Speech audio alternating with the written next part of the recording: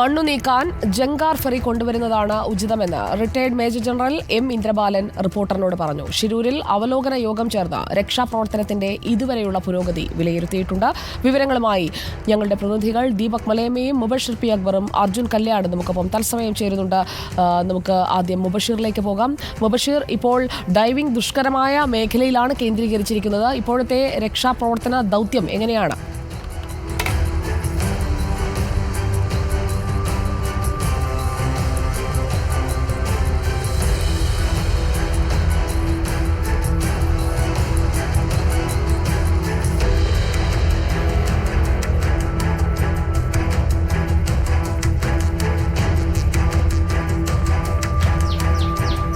സുജയ, ഇന്നലെ തിരച്ചിൽ നടത്തിയ സമാനമായ മേഖലയിൽ സ്പോട്ട് 3യും സ്പോട്ട് 4ഉം കേന്ദ്രീകരിച്ചുള്ള ഒരു പരിശോധനയ്ക്ക് തന്നെയാണ് ഇന്ന് കൂടുതൽ പ്രാധാന്യം നൽകുന്നത്. അല്പസമയത്തിനുള്ളിൽ തന്നെ ഈശ്വർ മാൽപ്പെ വെള്ളത്തിലിറങ്ങി പരിശോധന ആരംഭിക്കുമെന്നുള്ളതാണ് നിലവിൽ നമുക്ക് ഈ ഒരു മേഖലയിൽ നിന്ന് മനസ്സിലാക്കാൻ സാധിക്കുന്നത്. പുഴ ശാന്തമായി ഒഴുകുന്നുണ്ടെങ്കിലും ശക്തമായ കുത്തൊഴുക്കുണ്ട്. കൂടാതെ വെള്ളത്തിലിറങ്ങിയാലും അത്രത്തോളം എളുപ്പമല്ല പരിശോധന എന്നുള്ളതാണ് നമുക്ക് മനസ്സിലാക്കാൻ സാധിക്കുന്നത്. എന്തായാലും ഈ മൺതിട്ടയോട് ചേർന്ന ഭാഗത്ത് കഴിഞ്ഞ ദിവസം ഉച്ചയോട് കൂടിയായിരുന്നു ഈ ഒരു മേഖലയിൽ നിന്ന് നിർണായകമായ സിഗ്നൽ ലഭിച്ചത്. ട്രക്കിൻ്റെ ഒരു ഭാഗം ഏകദേശം 30 അടിയോളം താഴ്ചയിൽ തന്നെ സ്ഥിതി ചെയ്യുന്നുണ്ടെന്ന് കണ്ടെത്തുന്നു. തുടർന്നാണ് ഈ ഒരു മേഖല കേന്ദ്രീകരിച്ചുള്ള ഗംഗാവലി പുഴ കേന്ദ്രീകരിച്ചുള്ള ഒരു പരിശോധനയ്ക്ക് പ്രാധാന്യം നൽകിയിരുന്നത്. ഈശ്വർ മാൽപ്പയുടെ നേതൃത്വത്തിലുള്ള സംഘം ഈ ഒരു മേഖലയിലെത്തുന്നു. ഈശ്വർ മാൽപ്പയുടെ നേതൃത്വത്തിലുള്ള സംഘം ഈ ഒരു മേഖലയിലെത്തി. കഴിഞ്ഞ ദിവസം 9-ലധികം തവണയാണ് അദ്ദേഹം വെള്ളത്തിലിറങ്ങി പരിശോധന നടത്തിയത്. അദ്ദേഹം തന്നെ ഇന്ന് രാവിലെ നമ്മളോട് സംസാരിച്ചപ്പോൾ വ്യക്തമാക്കിയത് ഈ ഒന്നും കാണാൻ സാധിക്കുന്നില്ല എന്നുള്ളതാണ്. 9 തവണ വെള്ളത്തിലിറങ്ങി പരിശോധന നടത്തിയിട്ടും താഴെ ഒന്നും കാണാൻ സാധിക്കുന്നില്ല. അത്രത്തോളം അടിത്തട്ടിലൂടെ പോയി പരിശോധന നടത്തിയ അനുഭവ പരിചയമുള്ളൊരു മനുഷ്യൻ അത് പറയുമ്പോൾ എത്രത്തോളം ദുഷ്കരമാണ് ഈ ഒരു ദൗത്യം എന്നുള്ളത് നമ്മൾ വീണ്ടും മനസ്സിലാക്കുന്നു എന്നുള്ളതാണ്. നിലവിലെ സാഹചര്യം പരിശോധിക്കുമ്പോൾ ഒരുപക്ഷേ ഇവിടെയുള്ള സ്ഥിതിഗതികൾ വിലയിരുത്തിയതിന് ശേഷമാകും ഇവർ ഈ ഒരു വെള്ളത്തിൽ ഇറങ്ങുക എന്നുള്ളതാണ് നമുക്ക് മനസ്സിലാക്കാൻ സാധിക്കുന്നത്.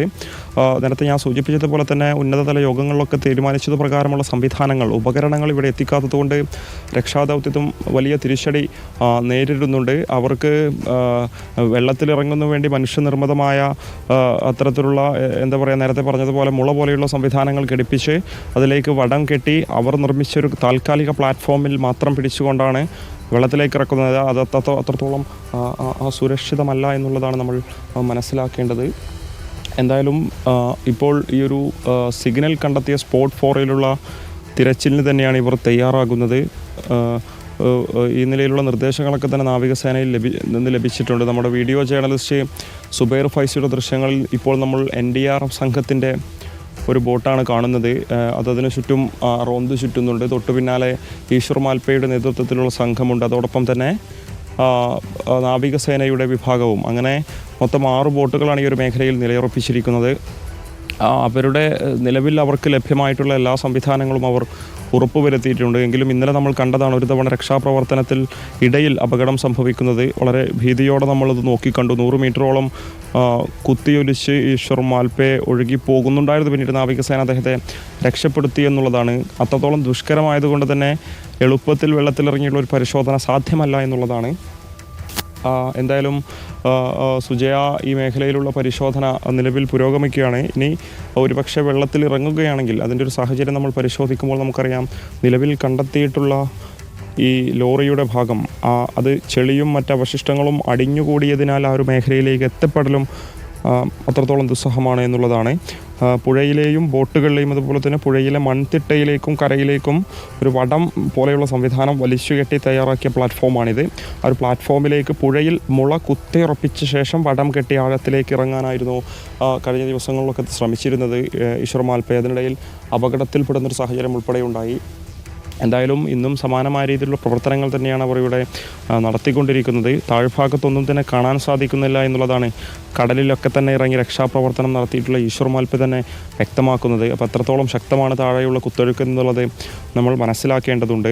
പഴയ നിഗമനങ്ങളിൽ നിന്നും ഏകദേശം കരയിൽ നിന്നും ഏകദേശം 132 മീറ്റർ അകലെ കേന്ദ്രീകരിച്ചാണ് ഇപ്പോഴത്തെ പരിശോധന എന്നുള്ളതാണ് രാവിലെ SP-യുമായി സംസാരിച്ചപ്പോഴും അവരും നമ്മളോട് പറഞ്ഞിരിക്കുന്നത്. 132 മീറ്റർ അകലെ എന്ന് പറയുമ്പോൾ സുജയ നമ്മളത് കാണേണ്ടതുണ്ട്. അതായത് തൊട്ട് മുകളിൽ പശ്ചിമഘട്ട മലനിരയോട് ചേർന്ന താഴ്ഭാഗത്തെ പരിസ്ഥിതി ലോല മേഖലയിൽ നിന്നും ഏകദേശം ടൺ കണക്കിന് മണ്ണും മരത്തടികളും മറ്റു ശിലകളുമൊക്കെ തന്നെ കുത്തിയൊലിച്ചാണ് ഗംഗാവലിയിലേക്ക് പതിച്ചിരിക്കുന്നത്. അതോടൊപ്പമാണ് ഈ ഒരു അർജുൻ്റെ ട്രക്കും ഒലിച്ചു പോയിട്ടുണ്ടാകും, അല്ലെങ്കിൽ ഈ പുഴയുടെ ഒരു ഭാഗത്തേക്ക് എത്തിയിട്ടുണ്ടാകും എന്നുള്ളതാണ് പ്രാഥമികമായി മനസ്സിലാക്കുന്നത്. നിർണായക സിഗ്നൽ ലഭിച്ചതും ഈ 132 അകലെ നിന്നും പുഴയുടെ ഒരു ഭാഗത്തു നിന്നായിരുന്നു. ഇപ്പോൾ നിലവിൽ മൺതിട്ട സ്ഥിതി ചെയ്യുന്ന ആ ഒരു മേഖലയിൽ നിന്നും.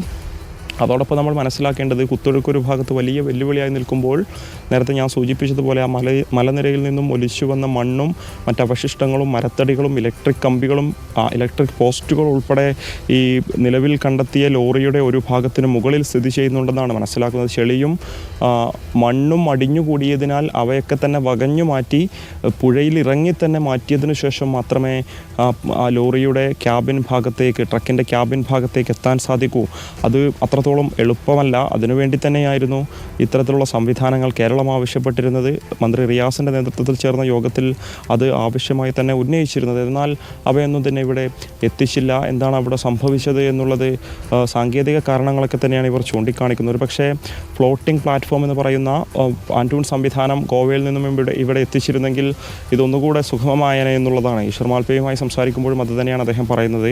മറ്റുള്ള ആർക്കും തന്നെ മനുഷ്യന് സാധ്യമാകുന്ന രീതിയിൽ വെള്ളത്തിലിറങ്ങി പരിശോധന നടത്താൻ കഴിയില്ലല്ലോ എന്നൊരു മറുചോദ്യം അദ്ദേഹം ചോദിക്കുമ്പോൾ എത്രത്തോളം ദുഷ്കരമാണ് നിലവിലെ ഇവിടെ സാഹചര്യം എന്നുള്ളത് നമ്മൾ തിരിച്ചറിയേണ്ടതുണ്ട്. വീണ്ടും ദൃശ്യങ്ങളിലേക്ക് പോകുമ്പോൾ അവർ വീണ്ടും ഒരു മൺതിട്ടയോട് ചേർന്ന ഭാഗത്തു നിന്നും കാര്യങ്ങൾ സംസാരിക്കുന്നുണ്ട്, ചർച്ച ചെയ്യുന്നുണ്ട്. നേരത്തെ സൂചിപ്പിച്ചതുപോലെ ഇന്നലെ ഉണ്ടായത് സമാനമായ രീതിയിൽ ഒലിച്ചു പോകുമോ എന്നതൊക്കെ തന്നെ മുൻകണ്ടുകൊണ്ടുകൂടി അതൊന്നും ഇല്ലാതാക്കിയുള്ള ഒരു രക്ഷാപ്രവർത്തനം തന്നെയാണ് അവർ ഉറപ്പുവരുത്തുന്നത്.